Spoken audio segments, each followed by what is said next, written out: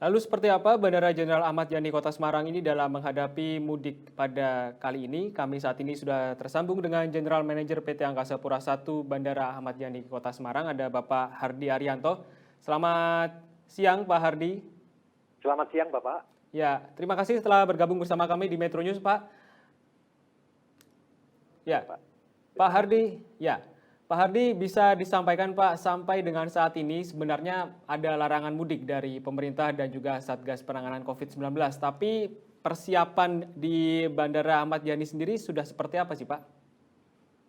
Terima kasih Bapak. Saya informasikan dari Bandara Internasional Jenderal Ahmad Yani Semarang bahwa untuk sesuai dengan instruksi dari pemerintah yang dikeluarkan oleh Gugus Tugas COVID-19 nomor SE 21 tahun 2021 tentang untuk masa pengetatan mudik ini.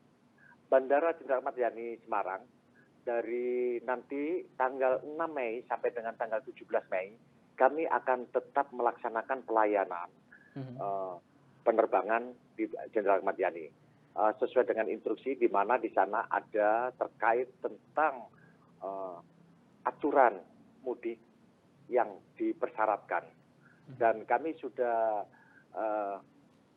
rapat dengan Bapak Gubernur dengan provinsi, di mana dari provinsi nanti bekerja sama dengan TNI Polri untuk menjaga di bandara ini bagi yang mudik sesuai dengan persyaratan yang ditentukan oleh pemerintah. Demikian Bapak. Jadi artinya kami dari operasional pukul 06.00 sampai 18.00 tetap standby melayani pelayanan penerbangan sesuai dengan schedule yang ditetapkan oleh maskapai. Demikian Bapak.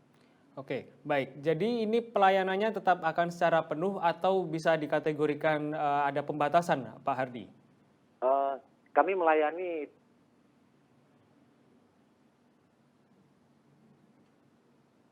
Pak Hardi? penerbangan Bapak. Ya, bisa diulangi Pak Hardi karena tadi ada sedikit teknis di masalah sinyal. Bisa diulangi Pak, apakah ini merupakan operasional penuh atau operasional yang masih bisa dikategorikan terbatas Pak? Operasional penuh Pak kami Pak. Oke. Tetap bandara operasional penuh selama 12 jam. Demikian Pak. Berarti tidak ada pengecualian untuk penerbangan baik itu domestik ataupun dari luar negeri ya Pak ya? Betul Bapak. Baik.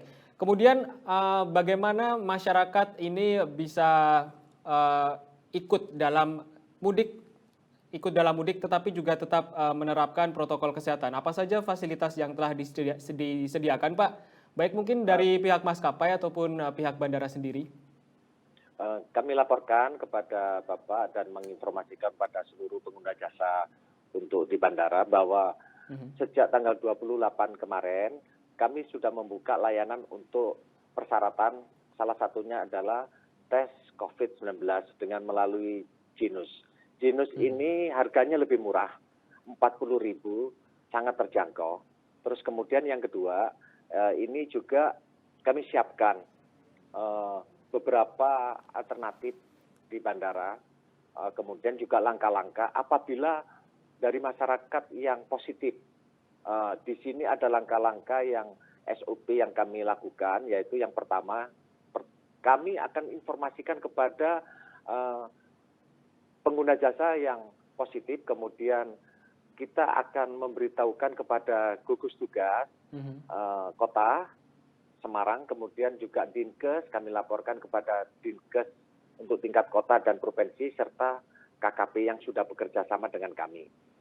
Di sini nanti kita akan tawarkan kepada penumpang yang positif, apabila kita tes pertama, tes kedua masih tetap positif, maka itu harus diwajibkan untuk isolasi mandiri.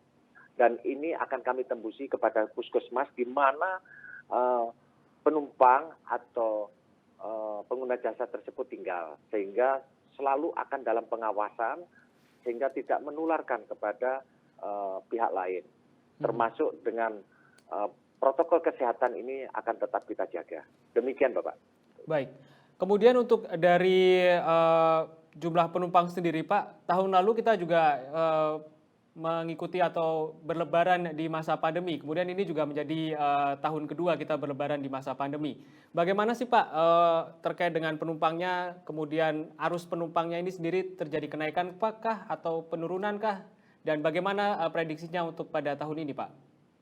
Untuk sementara ini menjelang tanggal 6 keputusan pemerintah akan pengetatan mudik, kami masih normal Bapak sekarang kondisi peks penumpang berangkat dan datang itu sekitar 4.000 sampai 5.000. Saya belum tahu nanti untuk prediksi kami tanggal 6 sampai dengan tanggal 17 Mei. Ya. Ini tanggal 6 Mei sampai tanggal 17 Mei. Sepertinya ini dengan adanya pengetatan ini sangat sedikit sekali. Ini sudah kami prediksi kurang lebih nanti akan penurunan dari flight sesuai dengan yang direncanakan dari penerbangan dari maskapai yang mengacu kepada kami, ini kayaknya sudah bisa turun drastis sampai bisa 70% gitu. Baik, prediksi kami. Gitu. Baik, diprediksi akan turun 70% mulai tanggal 6 hingga 17 ya Pak ya? Iya, betul Bapak. Baik, kalau dari maskapainya sendiri Pak, apakah di periode itu juga akan ada pengurangan frekuensi terbang atau seperti apa Pak? Ini tergantung dari nanti pengguna jasa Bapak. Sementara ini dari aturan pemerintah bagi masyarakat yang mudik harus ada aturan izin mulai dari kelurahan, dari RT, RW, kelurahan, terus kemudian camat. Ini kan tidak mudah bagi masyarakat. Kemudian untuk TNI, Polri, dan pegawai negeri, BUMN, dan seterusnya harus ada surat tugas. Ini yang sangat memberatkan bagi pengguna jasa. Tentu ini akan mengurangi dampak atau membuat dampak dari penerbangan yang ada di Semarang. Demikian. Baik. Pak Hardi, yang terakhir Pak bisa disampaikan kepada pemirsa apa saja sebenarnya yang disesuaikan atau berubah dari teknis keberangkatan penumpang untuk pesawat udara terutama di Bandara Jenderal Ahmad Yani Kota Semarang, terutama dari periode tanggal 6 hingga 17 Mei nanti Pak? Saya rasa hampir semua sama Pak untuk persyaratannya.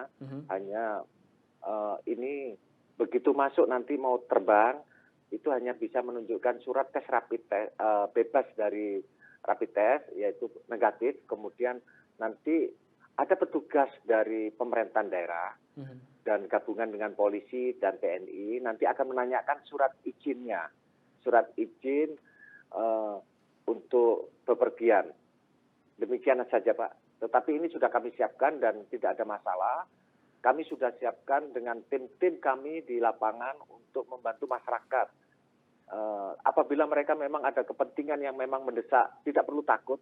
Mereka bisa menyampaikan, menunjukkan surat. Itu sudah cukup untuk diberangkatkan. Demikian Pak. Oke, baik. Terima kasih Pak Hardi Arianto atas waktunya. Selamat kembali beraktivitas dan semoga untuk mudik kali ini bisa lancar ya Pak ya, dan tanpa adanya peningkatan klaster lagi. Terima kasih Pak Hardi. Terima kasih.